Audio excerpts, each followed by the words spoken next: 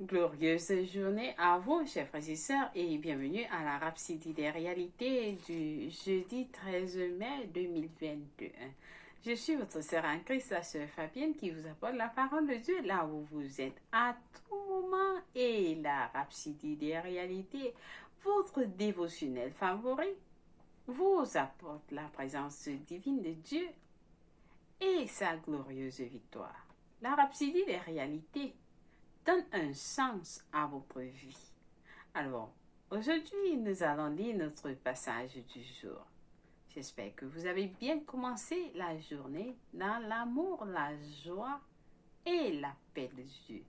Alors, notre passage du jour est intitulé « L'amour dans sa voix ». Oui, l'amour dans sa joie.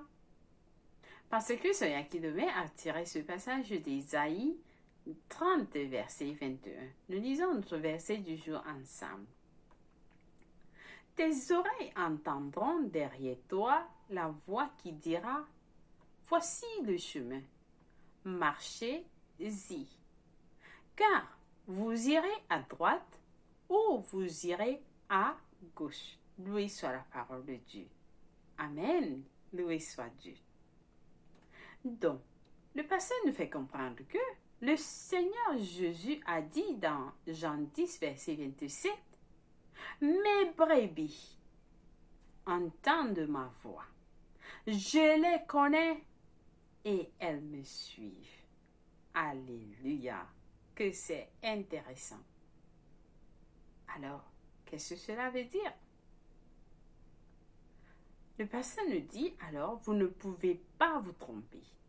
Vous ne pouvez pas vous tromper en ce qui concerne la voix de Dieu. Qui vous parle? Vous ne pouvez pas vous tromper en ce qui vous ne pouvez pas vous tromper en ce qui concerne la voix de Dieu qui vous parle. Lorsque Dieu vous parle, vous saurez. Ah oui, il y a un élément distinctif dans sa voix, qui la rend unique. Et qu'est-ce que cela? C'est l'amour. Il y a un élément distinctif dans sa voix qui la rend unique. Et cela, c'est l'amour. Amen. Revenons à sa nature d'amour. Comment décrire comme décrit pour nous dans les Écritures. Revenons à sa nature d'amour. Comme décrit dans les Écritures. 1 Jean 4, verset 7 à 8 dit ceci. Bien-aimés, aimons-nous les uns les autres, car l'amour est de Dieu. Quiconque aime est né de Dieu et connaît Dieu. Celui qui n'aime pas n'a pas connu Dieu, car Dieu est amour. Alléluia. Le verset 16 de 1 Jean 4 nous dit plus en disant, et nous avons connu l'amour que Dieu a pour nous, et nous y avons cru. Dieu est amour, et celui qui demeure dans l'amour demeure en Dieu, et Dieu demeure en lui. Alléluia. Oui, Dieu est amour. Celui qui demeure dans l'amour demeure en Dieu et Dieu en lui. Loué soit Dieu. Dont nous voyons que ces versets révèlent que l'amour est la totalité de la nature de Dieu. L'amour est la totalité de la nature de Dieu. C'est bien plus que quelqu'un ayant de l'amour de son cœur ou la capacité d'aimer. Cela signifie plutôt que Dieu est l'amour personnifié. Dieu est l'amour personnifié. Il n'est pas un Dieu d'amour, mais il est amour. Il est amour. Et lorsque nous allons voir la définition de l'amour, qu'est-ce que c'est que l'amour? Qu'est-ce que c'est que l'amour? L'amour est l'attachement, c'est-à-dire l'attachement, la valeur attachante à une personne qui vous donne un sens, qui donne un sens qui donne un sens à elle ou bien à son importance pour quelqu'un, pour vous.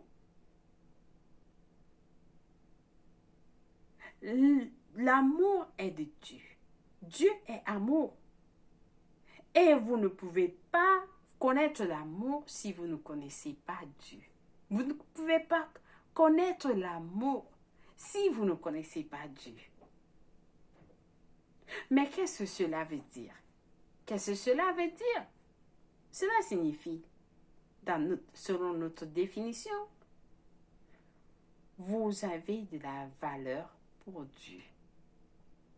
Vous avez de la valeur pour Dieu. Et ceci dit, vous êtes quelqu'un d'important. Vous êtes quelqu'un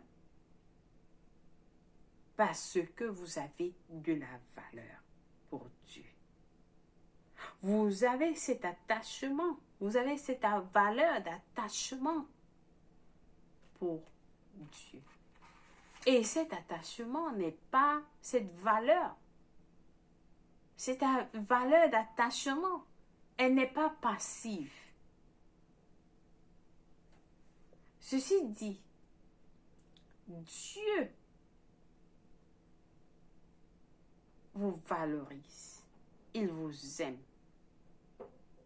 Dieu vous aime. Donc, vous êtes important pour lui. Vous êtes important pour lui. Et si cela est vrai, ça veut dire que votre vie a un sens. Ça veut dire que votre vie a un sens.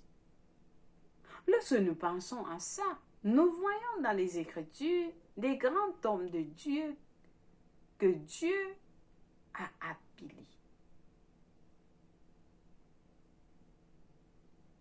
Il y a des grands hommes de Dieu dans le monde que Dieu a appelés. Et les Écritures ont mentionné d'eux. Un exemple est David. David est un grand homme de Dieu. Et la Bible nous dit Dieu l'a aimé.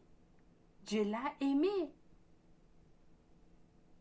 Donc, le pasteur continue en disant tout ce qu'il fait vient de sa nature d'amour. Tout ce que Dieu fait vient de sa nature d'amour. Ainsi, chaque fois qu'il parle, vous entendrez toujours la voix d'amour. Vous entendez toujours la voix d'amour. Même les réprimandes ou jugements sont empreints d'amour. Ils sont empreints d'amour lorsque Dieu vous parle, même lorsqu'il vous réprimande, il vous juge, c'est plein d'amour. Tout à son sujet émane de l'amour. C'est pourquoi, quand Dieu vous parle, si vous n'êtes pas rebelle, quand Dieu vous parle, quand vous n'êtes pas rebelle, vous entendrez toujours la voix de l'amour dans votre esprit. Amen. Mais ça, c'est puissant. En tant que progéniture de l'amour, répondre à l'amour vous est instinctif. Donc, vous devez répondre à l'amour. Ainsi que l'entendre et lui répondre avec amour. Donc, lorsque vous écoutez Dieu, la voix de Dieu, la voix d'amour, vous répondez avec amour. Vous répondez avec amour. La Bible nous dit dans 1 Jean 4, versets 18 à 19, la crainte n'est pas dans l'amour, mais l'amour parfait bannit la crainte, car la crainte suppose un châtiment. Et celui qui craint n'est pas parfait dans l'amour. Pour nous, nous l'aimons parce qu'il nous a aimés le premier. Alléluia. Loué soit Dieu. Alors je pense que quelqu'un a reçu cet amour aujourd'hui. Cet amour de Dieu qui vient à vous, vous montrer combien de fois vous avez la valeur pour lui. Vous êtes bénis. Alors, nous allons lire notre passage d'étude approfondie. Aujourd'hui, nous avons à lire Jean 15, verset 13 qui dit « Il n'y a pas de plus grand amour que de donner sa vie pour ses amis. » Loué soit Dieu. Nous voyons que Jésus est mort pour nous. Il nous appelle ses amis. Il est mort, il a donné sa vie pour ses amis, pour nous. Alors, notre passage suivant est celui de Jean 17, verset 23. Nous lisons Jean, verset 17 à 23, qui nous dit « Moi en eux et toi en moi, afin qu'ils soient parfaitement un, et que le monde connaisse que tu m'as envoyé et que tu les as aimés comme tu m'aimes. » Alléluia. Dieu nous aime comme il aime Jésus. Dieu vous aime comme il aime Jésus. Alléluia. Loué soit Dieu. Notre dernier passage est celui de 1 Jean 4, verset 16. Donc, 1 Jean 4, verset 16 dit « Et nous avons connu l'amour de Dieu, l'amour que Dieu a pour nous, et nous y avons cru. Dieu est amour, et celui qui demeure dans l'amour demeure en Dieu, et Dieu demeure en lui. » Loué soit la parole de Dieu. Des passages vraiment très puissants et pleins d'amour. Alors, je pense que quelqu'un a reçu ces bénédictions, cet amour dans son cœur, dans son esprit aujourd'hui. Partagez cet amour. Nous allons passer à notre prière du jour. Nous prions avec passion en disant « Je réponds à la voix de Dieu dans mon esprit qui émane de sa nature d'amour. » Dans ses instructions, directives,